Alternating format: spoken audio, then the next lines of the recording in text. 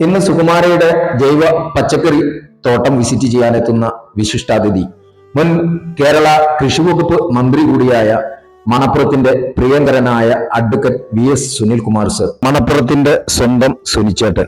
അദ്ദേഹം വാഹനമിറങ്ങി ഉടനെ സുകുമാരയുടെ ഉദ്യാനത്തിലുള്ള പച്ചക്കറി തോട്ടത്തിലേക്ക് കയറി പാകമായ തക്കാളി പറിച്ചെടുത്ത് അത് കഴിച്ച് അതിന്റെ ഗുണമേന്മ വിശദീകരിക്കുമ്പോൾ ഞങ്ങൾക്കുണ്ടായ ചാരിതാർത്ഥ്യം ഏറെ വലുതാണ്. ഒരു കൃഷി വകുപ്പ് മന്ത്രിയായിരിക്കെ ഒട്ടനവധി കാർഷിക പദ്ധതികളും കൂടാതെ കാർഷിക ഇടങ്ങളൊക്കെ സന്ദർശിച്ചിട്ടുള്ള ഒരാൾ എന്നുള്ള നിലക്ക് അദ്ദേഹം അതിന്റെ ഗുണമേന്മ വിശദീകരിച്ചപ്പോൾ ഞങ്ങളുടെ അധ്വാനത്തിന്റെ ആ ഒരു സന്തോഷം വളരെ വലുതായിരുന്നു. തക്കാളിയുടെ രുചിയും അതിന്റെ ഗുണമേന്മയും എല്ലാം അദ്ദേഹം വിശദീകരിച്ചു. പിന്നെ അങ്ങോട്ട് തന്റെ വ്യക്തിജീവിതത്തിൽ ഏറെ ഇഷ്ടപ്പെടുന്ന കൃഷിയുടെ മൂപ്പും പാകവും എല്ലാം നോക്കി ഓരോ വിളകളും വിളവെടുക്കുവാനുള്ള ആവേശത്തിലായിരുന്നു. ശേഷം അത് മുറിച്ച് കഴിച്ച് ഓരോന്നിന്റെയും ഗുണമേന്മ വിലയിരുത്തുന്നതിൽ അദ്ദേഹം സമയം കണ്ടെത്തി. സുകുമാരയിൽ എത്തിയ ഉടനെ തന്നെ ആദ്യം ചോദിച്ചതാണ് കടൽവെള്ളം കൃഷിക്ക് എങ്ങനെ ഉപയോഗപ്പെടുത്തുന്നു എന്നതിനെ കുറിച്ച്. അതിനെക്കുറിച്ച് വിശദമായി ഉടമസ്ഥൻ ഡോക്ടർ ദീപു വിശദീകരിച്ചു നൽകി. ശേഷം സുകുമാരയുടെ പ്രധാന തോട്ടമായ സമുദ്ര തീരത്തുള്ള തോട്ടത്തിലേക്കായി യാത്ര.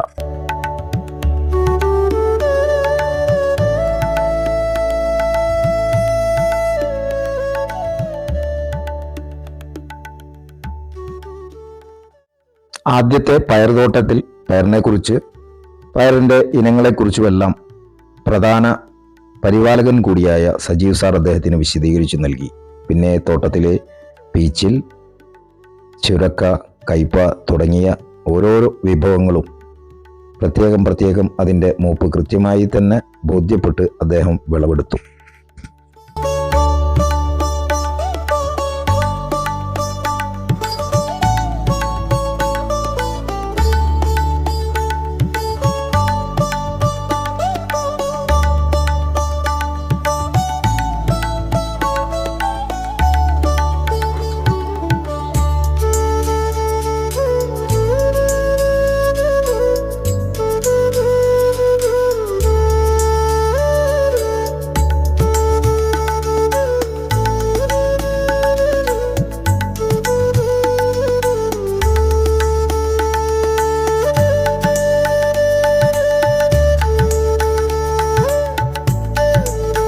സുകുമാരയുടെ സമുദ്രതീരത്തുള്ള ഈ ജൈവ കൃഷിയിടം സന്ദർശിച്ചതിൽ സാറിന്റെ ഒരു വിലയിരുത്തൽ എന്താണ് സർ?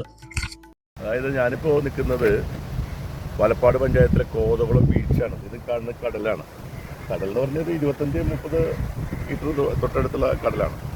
ഈ കടലിനോട് ചേർന്നിട്ടുള്ള ഈ ഒരു സ്ഥലത്ത് ഡോക്ടറാണത്. അദ്ദേഹം വളരെ വലിയൊരു പരീക്ഷണ പോലെ നടത്തിക്കൊണ്ടിരിക്കുന്ന ഒരു പരിപാടിയാണ്. കാരണം ഈ പ്രതികൂലമായ കാലാവസ്ഥയാണ് സത്യം പറഞ്ഞാൽ. പച്ചക്കറി കൃഷിക്ക് പറ്റിയ കാലാവസ്ഥയല്ല ഇവിടെ.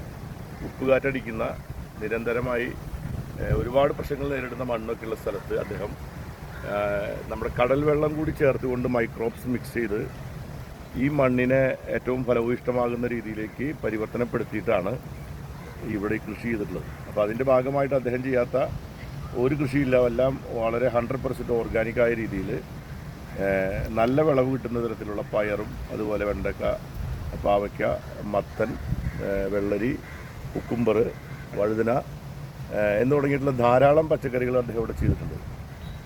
അദ്ദേഹം ഇത് ചെയ്തിരിക്കുന്നതെല്ലാം നമ്മുടെ കർഷകർക്ക്, പ്രത്യേകിച്ച് ഈ ചൊരിമണൽ പോലുള്ള പ്രദേശങ്ങളിൽ, പ്രത്യേകിച്ച് കടൽക്കാറ്റുള്ള സ്ഥലത്ത്, ഉപ്പുകാറ്റടിക്കുന്ന സ്ഥലത്ത് വിജയകരമായി പച്ചക്കറി കൃഷി ചെയ്യാൻ പറ്റുമെന്നുള്ള ഒരു മാതൃക അദ്ദേഹം സൃഷ്ടിച്ചിരിക്കുകയാണ്.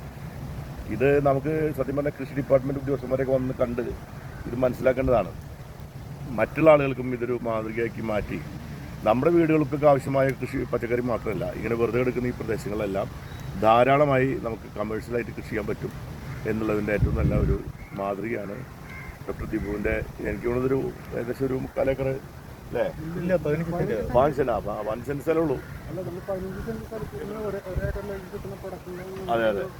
അതായത് ഇവിടെ ചെയ്തിരിക്കുന്നത് എല്ലാ കൃഷികളും ഒരുമിച്ച് തക്കാളി അടക്കമുള്ള, അതിലിപ്പോൾ തക്കാളി മാത്രമാണ് നമ്മൾ ഉദ്ദേശിക്കുന്ന രീതിയിലേക്ക് ഒരു വലുപ്പം വയ്ക്കാതെ വന്നിട്ടുണ്ട്. അതെനിക്ക് തോന്നുന്നത് പക്ഷേ അതിൻ്റെ അപ്പുറത്തുള്ള സ്ഥലത്ത് തക്കാളി നന്നായിട്ട് വന്നിട്ടുണ്ട്.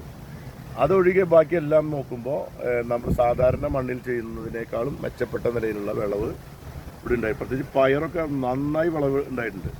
അപ്പോൾ ഇത് നമ്മുടെ മേഖലയിൽ ഈ പ്രത്യേകിച്ച് ഈ തീരപ്രദേശത്തുള്ള കടലോര മേഖലയിൽ എവിടെ വേണമെങ്കിലും പരീക്ഷ വിജയിപ്പിക്കാവുന്ന ഒരു മാതൃകയാണ് ഇതിലൂടെ വിജയകരമായിട്ട് പ്രവർത്തിച്ച് കാണിച്ചു കൊടുത്തിട്ടുള്ളത്. അദ്ദേഹത്തെ ഞാൻ അഭിനന്ദിക്കുകയാണ്. ഒരു മുൻ കൃഷിമന്ത്രി എന്ന നിലയിൽ ഞാൻ ഇവിടെ വന്ന് കണ്ടപ്പോൾ എനിക്ക് വളരെയധികം സന്തോഷം തോന്നി. കാരണം കടൽ വെള്ളം കൂടി ചേർത്തുകൊണ്ട് എങ്ങനെയാണ് നമ്മൾ കൃഷി ചെയ്യുക എന്നുള്ളതാണ് അദ്ദേഹം പരീക്ഷിച്ചിട്ടുള്ളത്.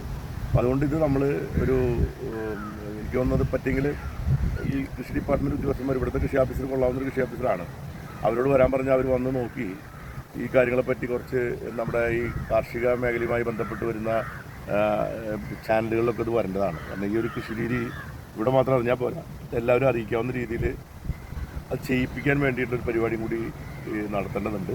കാരണം ജനങ്ങൾ അറിയേണ്ട ഒരു കൃഷിയാണ് അദ്ദേഹം ഇവിടെ ചെയ്തിട്ടുള്ളത്. അതിപ്പോൾ ഞാൻ ഒരുപാട് സ്ഥലത്ത് കൃഷി ഇടങ്ങൾ കാണാൻ പോയിട്ടുള്ള ഒരാളാണ്. അപ്പോൾ ഈ കടലിനോട് ചേർന്ന് കിടക്കുന്ന സ്ഥലത്ത് ഇങ്ങനെ ഒരു കൃഷി ചെയ്തു എന്ന് പറയുമ്പോൾ അത് വളരെയധികം ശ്രദ്ധിക്കപ്പെടേണ്ട ഒരു സംഗതിയാണ്. അത് വിജയകരമായി അദ്ദേഹം കാണിച്ചു തന്നു എന്നുള്ളത് സന്തോഷമുള്ള കാര്യമാണ്.